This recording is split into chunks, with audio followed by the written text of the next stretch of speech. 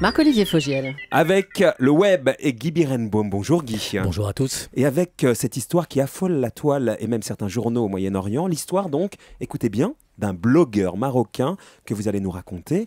Il a abusé les médias, mais en fait, il ne voulait pas les piéger.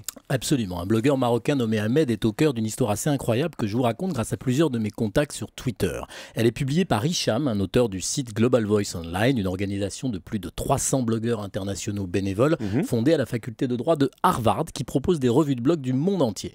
Le héros, c'est donc Ahmed, un blogueur marocain qui écrit souvent des billets satiriques. Au début du mois, il a inventé l'annonce surprise par le président Sarkozy de plusieurs mesures pour encourager les musulmans français à adapter le ramadan qui se déroule actuellement aux habitudes françaises. Alors que fait dire Ahmed à son Nicolas Sarkozy imaginaire, Guy?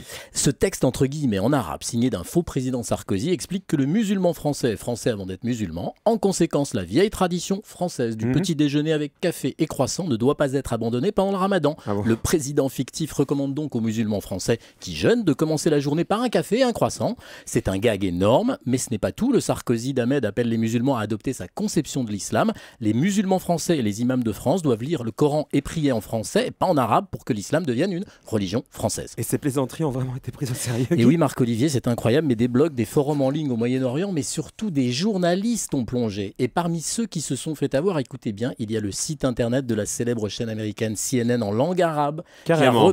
qui a repris le billet du blogueur sans préciser qu'il était ironique et satirique. Ce n'est pas tout. L'article de Global Voices explique que des titres de presse écrite ont eux aussi été abusés. Un journal jordanien, Adoustour, un journal marocain, Al-Alam, qui en a fait sa une le 19 août, un journal koweïtien, Al-Dar, et pour finir, les frères musulmans eux-mêmes, et les Égyptiens, qui ont sorti sur leur site un texte virulent pour condamner une agression contre la foi musulmane. Et le blogueur, donc le farceur, donc le satirique, comment il a réagi? Eh bien, Ahmed a mis à jour son blog, il a rédigé au-dessus un démenti pour expliquer que son billet n'était qu'un récit satirique d'un événement imaginaire. Il voulait aborder sous cette forme les relations entre Nicolas Sarkozy et les musulmans de France.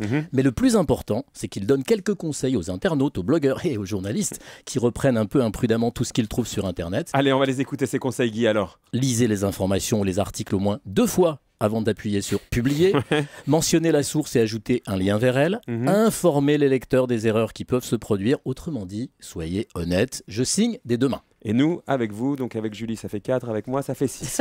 Merci beaucoup, Merci. Guy Birenbaum. À demain matin pour les 2 minutes net.